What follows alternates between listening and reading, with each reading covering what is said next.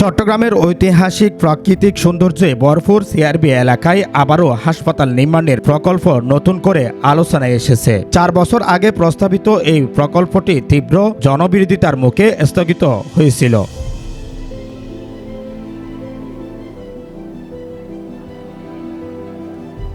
জানা যায় 2020 সালের মার্চ মাসে বাংলাদেশের রেলওয়ে একটি বেসরকারি প্রতিষ্ঠানের সঙ্গে চুক্তি করে সিআরবি এলাকায় প্রায় 6 একর জমির উপর একটি 500 শয্যার বহুমুখী হাসপাতাল ও 100 আসনের একটি মেডিকেল কলেজ নির্মাণ করার উদ্যোগ নেয়। প্রকল্পটি পাবলিক প্রাইভেট ও পার্টনারশিপ ভিত্তিতে বাস্তবায়ন পরিকল্পনা ছিল।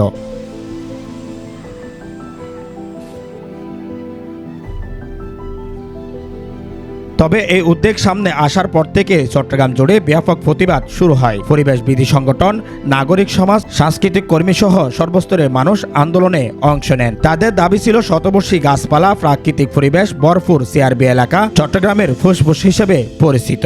এখানে বড় কোনো স্থাপনা নির্মাণ করলে পরিবেশ মারাত্মক ক্ষতি হবে।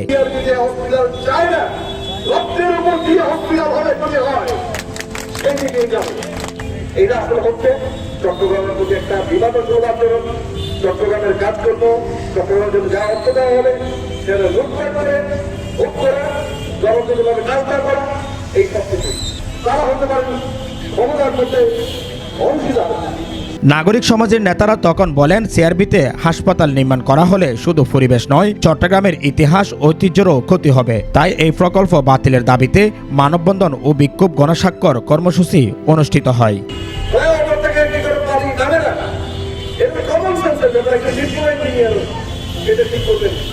যখন একটা ফ্লাইওভার করবেন, একটা রুট করবেন, তখন তার পানি কি করে ড্রেনে পড়ে, এরা কি করে একদিন পর্যন্ত দায়িত্ব থাকে। আমরা গঠনমূলক ভাবে, ইতিবাচক ভাবে এই সিদ্ধান্তগুলো বাতিল করা হোক। এই তীব্র আন্দোলনের মুখে সরকার জানায়, জনগণের মতামতকে সম্মান জানিয়ে সিআরবি এলাকায় হাসপাতাল নির্মাণ করা হবে না এবং অন্যথায় হাসপাতাল নির্মাণের পরিকল্পনা নেওয়া হবে। মাত্র মূল্যে ইউনাইটেড এন্টারপ্রাইজ আজকে 50 বছরের জন্য তাদেরকে লিজ দেওয়া হয়েছে।